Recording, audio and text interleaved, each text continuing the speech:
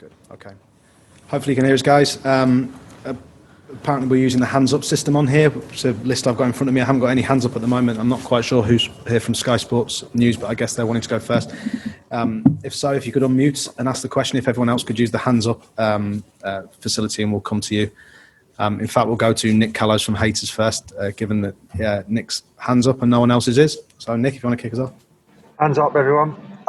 Jurgen, you said before the match that you would not treat this as a friendly, just a pre-season warm-up. How significant do you think the result is in Arsenal winning this trophy? How significant what? How significant was the result in Arsenal winning the trophy, even though some people would say it's more of a pre-season warm-up match? I cannot answer the question for Arsenal, to be honest. I hope you ask me that. So we were here to win the game. I hope that was obvious. And we didn't win the game. We didn't lose the game, but we lost the competition, obviously, because of penalty shoot and because we conceded a goal from Aubameyang didn't use our chances, and that's then game is open. Scored late, which is not a problem, but could have scored earlier. That would have helped, and had the game then in the right direction, I would say. But then the time was not enough, and so that's how it is. So, but what it means for Arsenal, I have no idea. So, were you overall pleased with what you saw from your players, or how do you feel? With parts of the game, I was obviously pleased because I know in which situation we are, what we did in training, and all the stuff, what I expected today.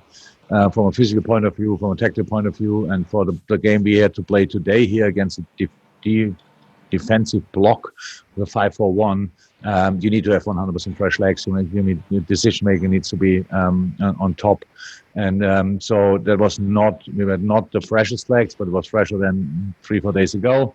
And that's all normal. So we have another 2 weeks to prepare the next season. But when you then concede the goal we conceded, then of course that doesn't help at all, and so we had to get control back of the game. I would say we had that in the second half with the constant threat, obviously, with the counterattacks and all these things. And Arsenal had a good build-up. They didn't really create chances with that. So at any point on the pitch, we won the ball then. But we had to work hard for that, and that's how it is.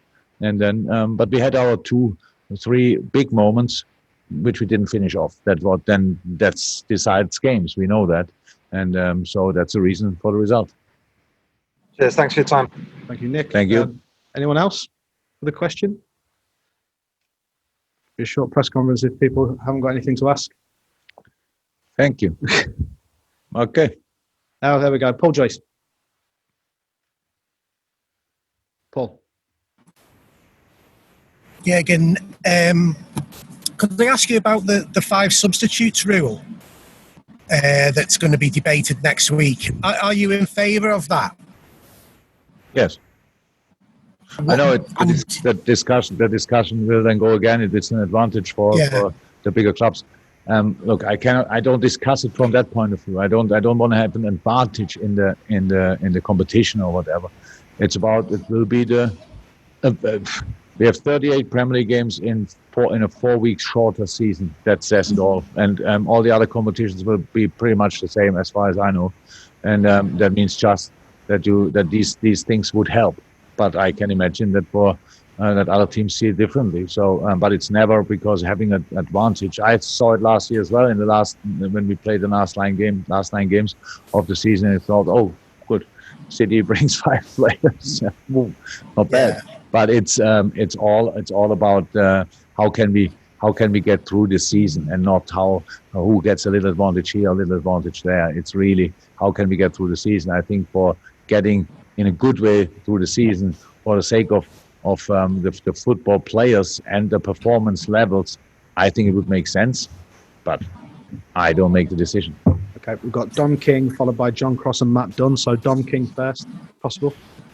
Yeah.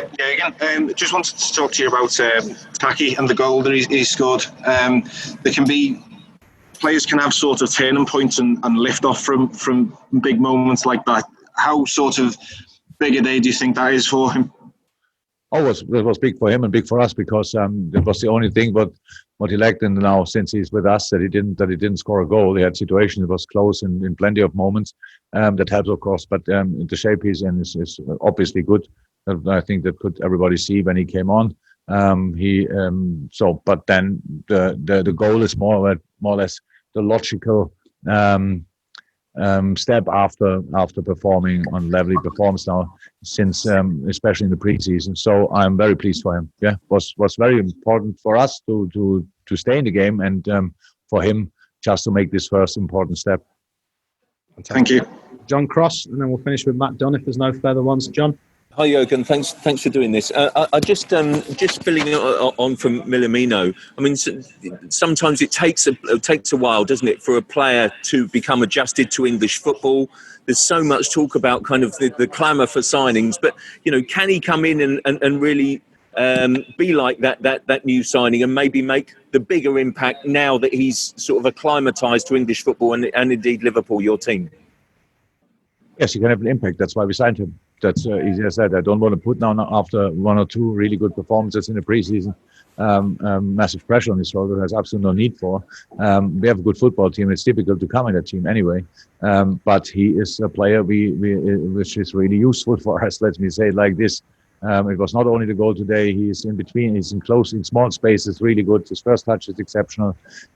He's then in this decision making between the lines really quick. And that helps as well. So yes, he can be a real player for us. That was always clear.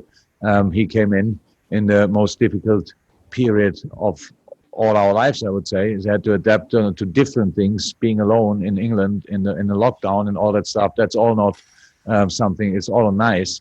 And but he dealt really well with it because he's a super professional. And so I'm really pleased for him that he could score the goal today. And that's another big step for him. Thank you.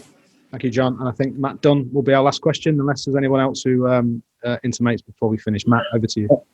No. Hi, Jurgen. You made a big call with Brewster on the penalties. Have you had a chance to speak to him about how that went? And in a weird way, can that be a positive for him in the long term of his career and something he can learn from? He can.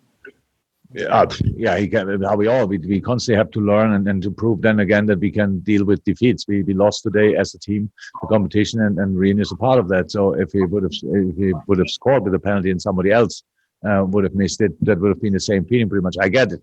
It's different when you are the one. I was in a situation myself as a player. Obviously, that's not nice. But there are bigger catastrophes than that. It's just part of the deal.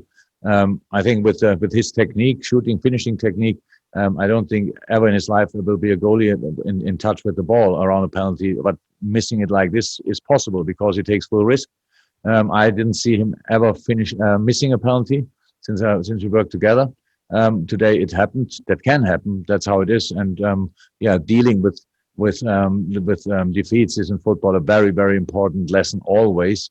And we are all not perfect in it, but this will not harm him because we will not let it happen. And if somebody is to blame for that, it's me because I made that decision. It was obvious we do it for the penalty. We took Sheeny Van Aldum off, and we did it for the penalty shoot. But I wanted him in a position because I knew he's a natural, confident boy. He's a real finisher. His penalties are really good usually, and today not. So that happens in football and in life. No problem. Okay. So just to follow up, you said it happened to you. Does that mean that you'll talk to him and you can use your own experiences to perhaps deal with it? I don't. I rarely join or share my football experiences with the boys because it's too long ago and everything. But I'm not the only one who missed a penalty in my life in the team. So the boys pick him up. It's not about me that I make it bigger than it is. He missed a penalty. We had a few words directly when he left the pitch. That's all fine. Nothing to apologize for or whatever. That's football, no problem. We should, if we would have wanted to win the game, then we should have scored during the 92 minutes. We didn't do that often enough, and that's why it came to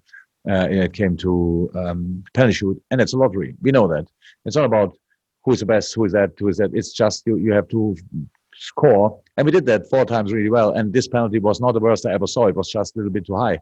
It was absolutely no chance for the goalie, just too high, and that's why why it happened, how it happened. And what was the occasion when you missed, Jurgen? Sorry? Sorry? What was the occasion when you missed? It's too long ago. I don't know anymore. But it was for sure in a cup game. Whenever. Don't know. It's really too long ago. Sorry. But you still remember. Would like to help you. Thank you, guys. Okay. Bye bye. Good. Thank you.